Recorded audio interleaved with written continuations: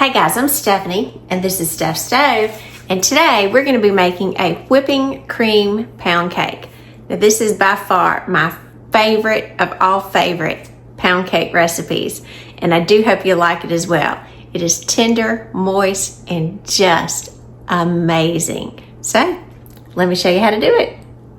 All right, for this recipe I'm going to be using my KitchenAid stand mixer. You do need a stand mixer for this. You can use a hand mixer, however, you're just gonna be mixing a lot. I found it's much easier in a stand mixer. So I've got my regular blade attached to it, just the paddle blade, and I've got 2 sticks of butter that's been softened to room temperature. So the first thing we want to do is lock it down and go ahead and start creaming our butter till it's really fluffy. Now, while that's creaming, I'm gonna let that cream for just a minute, and then we're gonna move on to measuring the next ingredient. Next ingredient, I'm gonna go ahead and I'm gonna measure out 3 cups of granulated sugar. Now this is really easy, it's an easy recipe to remember. It's light, it's tender, it's just delicious.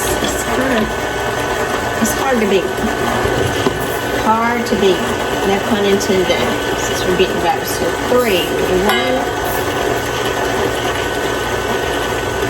2, 3. And yes, I always do count them out loud, just kind of so I'm keeping track of where I'm at. I would do that whether I'm filming or not, because last thing you want to do is not put in enough. Now, when you're measuring sugar, flour, things like that, dry measures, make sure you're doing it in a dry measuring cup. They do measure differently than a liquid measure. All right, so we're going to add our sugar. We'll stop this, lift it up. We're going to add every bit, those 3 cups of sugar. Lock it back down, and we're going to give this a couple of minutes until it is well incorporated and that sugar and butter mixture is very light and fluffy. So, see you back in a few minutes. All right, while my butter's finished and my sugar's finished creaming, I went ahead, and this recipe calls for 6 large eggs. So I've already cracked 5 of them. If you watch me, you know I'm a really big fan of cracking my eggs individually into a separate container, just to be sure that they're good, and then I'll pour them in together. And again, that was 6 large eggs. Now, our butter and sugar mixture looks really good at this point. So I'm going to back the speed down, lift it up. You do want to come in and scrape the sides down. And if you look, you can see how pretty that butter and sugar is. It's almost, not white, but almost. Scrape those sides down. And then get that off. Little hook here. Lock it back down, and then we put it on low speed, and we're going to start adding 1 egg at a time. That's why I like to put them in just a tall glass. And you'll know when to add another egg. There's one when you can see no more of the yolk. So when there's no longer any yolk showing, go ahead and add the next one. We'll just keep doing this until we have all 6 of them added into our butter and sugar mixture. And 6. Every last little bit out. Okay. Now, we're going to let this go for just another minute, and while this is processing, move this to the side. I always like to keep a paper towel so I can put my utensils on it to keep them clean. We're going to come back and we're going to measure out. We need some flour. Now I like using white lily flour in my baking. It's my preference. And actually I just had to open a new bag, so I still have it in the bag. Get this out so I don't keep it nice and open. The little container that I had was already empty. All right, so just like with our sugar, this is going to have 3 cups that we are going to measure off here. So I'm going to wipe off my butter knife. I'm going to measure out 3 cups. Now, white lily flour, this is all-purpose flour that I'm adding. This one is already pre-sifted that I have, so I don't need to sift it or anything. If you like to sift your flour, you can, but it's not necessary with this. And you can see I'm just kind of going over to the top, so it's good to have a measure that's flat here, and you want to make sure to level it off. Do this 3 times. 1,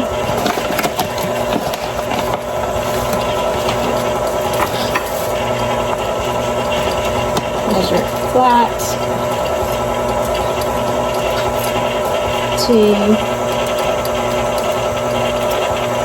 It's nice and fat. You see it takes just a second. Get out. 3. This is the last one. Alright, measure that again.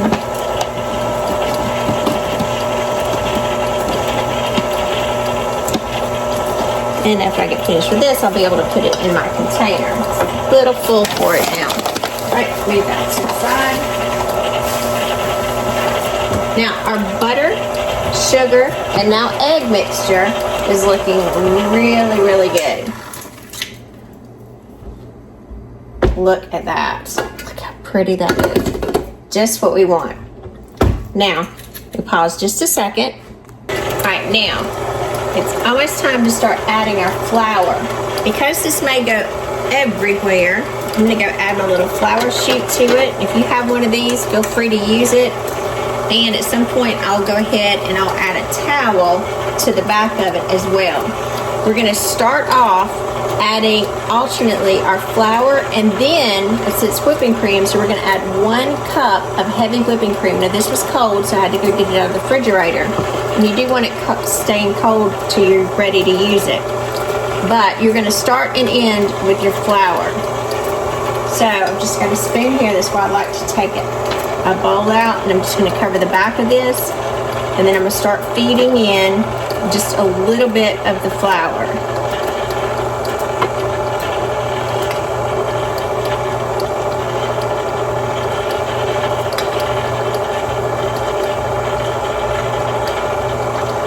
And after my flour's in just a little bit, I'm going to go start adding a very small amount of my heavy whipping cream.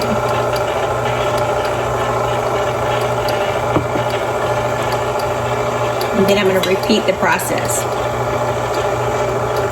Just going to continue doing this, starting and remember ending with my flour as well until it's all incorporated.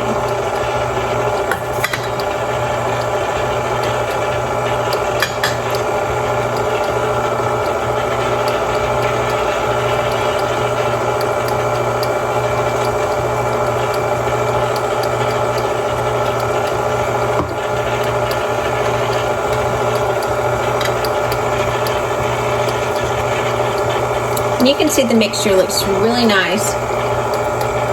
And you'll feel when it's getting a little, you kind of need to add some liquid to it. Again, you don't want to add too much flour at one time.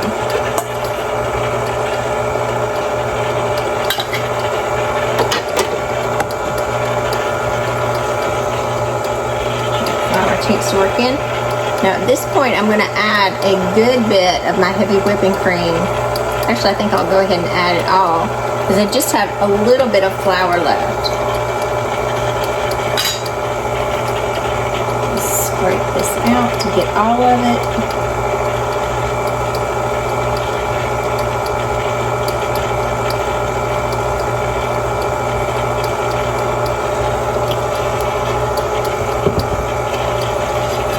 Then we're going to add the remaining amount of our flour.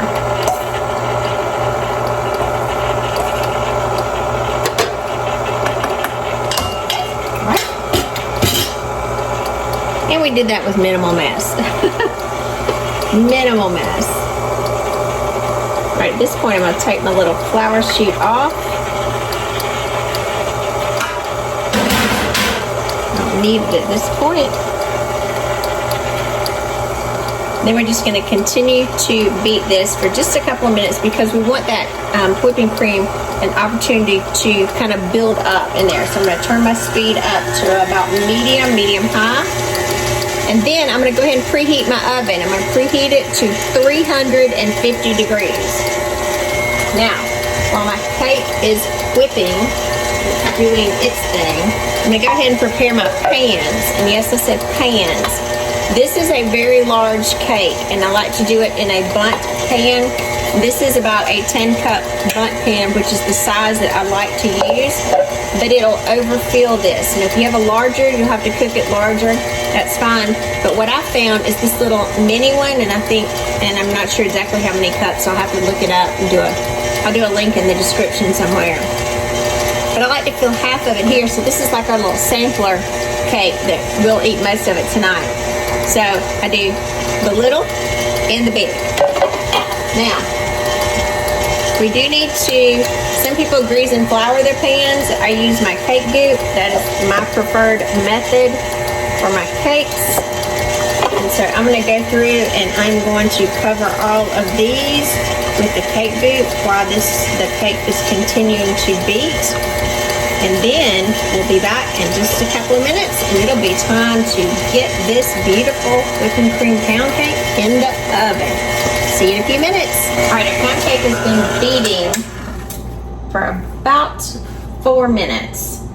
You can see it's pretty, fluffy, just gorgeous. Look at that batter. Oh, beautiful, beautiful. All this off the beater, and it is a very fluffy mixture, very fluffy. Now I know some of you are going to say, did I miss the part where you added any vanilla to it? No, you didn't. I do not add any vanilla to this. I do not add any extracts or any flavoring to this. This pound cake's just got a very delicate flavor. Now if you personally want to add some, you can, but there again, that's not exactly the way the recipe goes, so that's not what I do. And I guarantee if you try it, you will like it the way it is. Maybe I can't find my spatula. Look how pretty that is. See how light and almost white-ish it is? That's exactly the way we want it. So our oven's almost up to temperature. Remember, it was preheated to 350 degrees. I'm always gonna go in. I want to kind of scrape the sides, be sure everything, don't have any flour pockets down there. Don't want to stir around too much because you don't want to deflate it. I always start with my little mini pan, and I just pour enough in to almost cover, just a little ways up on the bottom, and I'll show you in just a second about how much. Smooth it around. So that's how much I put in the bottom of the little pan. And the rest, it's a perfect to prevent the overflow. The rest of it goes in the big pan. Somebody may ask, have you ever tried to do it in the larger pans? I have not. This is just the method that I like. You probably will need to increase the cooking time a little bit on a larger one, but I really like the small one and the big one. Sometimes it's one to have, one to give, one to eat tonight. Got lots of good stuff doing that extra little one.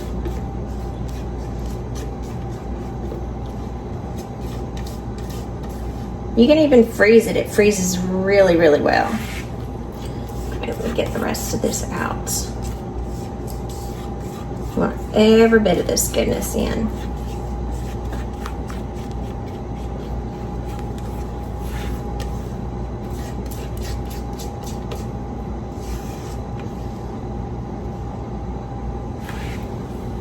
And I'm just going to smooth this out across the top.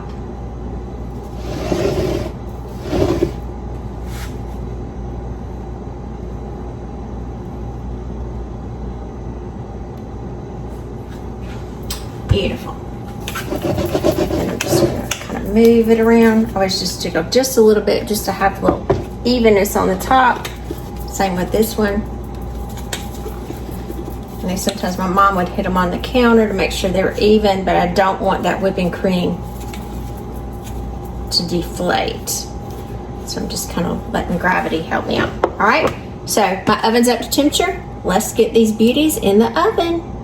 Alright, as we get ready to put these in the oven, I like to put these both in the center. I'm going to put the small cake on the bottom, and I will put the larger cake on the top, right there in the middle. And these are going to bake. Now, there's two different baking times for this. The small cake will bake for 40 minutes.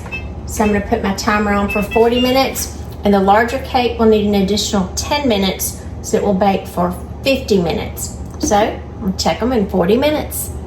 All right, our timer's going off. So let's turn that off and let's check and see how pretty that big one is. That little one here. Give it a quick test. Clean as a whistle. I'm gonna get this one out to the wire rack. Give a look at our big one. Now, I know it's not ready yet because it always takes 10 extra minutes. So 10 more minutes. All right, our second 10 minutes just ended. Check out the big one.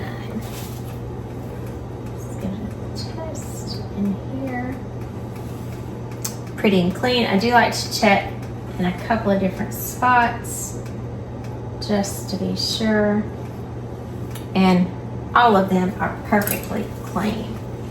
So let's turn the oven off and look at that gorgeous pound cake. Let's put it up here to cool. Get this closed. Now, these do need to sit and cool on our wire rack for at least 10 or 15 minutes, and then we're going to turn them out, let them cool completely before we cut them. So, see you back in a few minutes. All right, my little cake has been cooling about 10 minutes, so it's time to turn it out. Take a plate, just a small plate, put it over here, and we're going to flip. So, here we go. And did you hear that little flip? That was perfect. Still a little warm. Look. Just beautiful. Our little cake came out perfect, perfect, perfect. And this is the perfect piece, our little tester one to keep. Now, our big cake still has about 7 more minutes for it to cool, and then we're gonna get it flipped out as well. All right, so it's been just a few more minutes, so it's time to flip the big one. Look at that pretty cake. This is still a little warm, so I'm gonna use my pot holders here. So put a larger plate here. And here we go. Wait for the flip. I heard it fall down.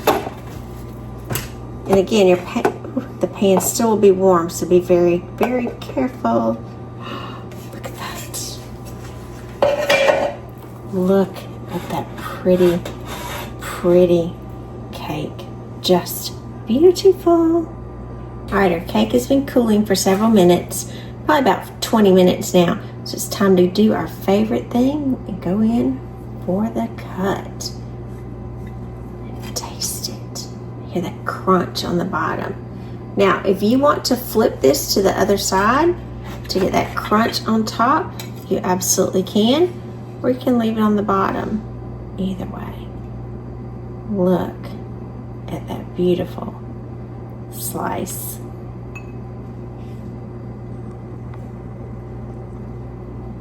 Isn't that beautiful? Oh, just gorgeous. Then cut all the way through on there on that extra little piece. Look at that crunchy part. Everybody loves that crunchy part. Now, if you want to flip the cake to preserve that crunchy part, even though I've already sliced it, you absolutely can. I'm just going to put the cooling rack here to help support it. Flip the cake over, and then you can get that wonderful, pull it off very easily, that wonderful crunchy top to show on top. There's that beautiful crunchy topping that we love. I'm Stephanie, and this has been Steph Stove. For today, we made these beautiful whipping cream pound cakes, that crunchy top on there and just delicate crust. So, look at that beautiful piece of pound cake. So look at this. This, ooh, a little crunchy bottom fell off. Delicious. And look just how moist.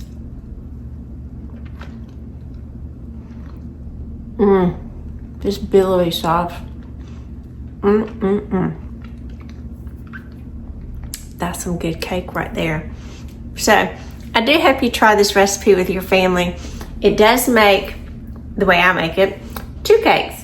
We call it a little tester cake that we like to enjoy, and then a big cake. I did cut the big cake so you could see that beautiful slice that's in there that's just wonderful, screaming for some coffee or milk or whatever you like to go with it. But make sure it cools in the pan for at least 10 to 20 minutes before you turn it out. Look for the little edges to start separating, and it will be just delicious. Cover it in your cake plate. It'll be great for a few days. If you can't eat the whole cake at once, no problem. You can go, and one of the extra cakes, you can wrap it, put it in a Ziploc bag, seal it, and then put it in another Ziploc bag. I like to do 2 when I freeze them. And then you can freeze it. It'll be great in your freezer for about a year if you want to leave it in there that long. And just let it defrost. It'll be just like the day you made it. Just yummy. Or gift it to a friend. The choice is yours. So remember, give us a thumbs up, click that subscribe button for more great content like this. Steph, Stay, we're making memories, one dish at a time. Thanks for watching, guys. Have a wonderful evening.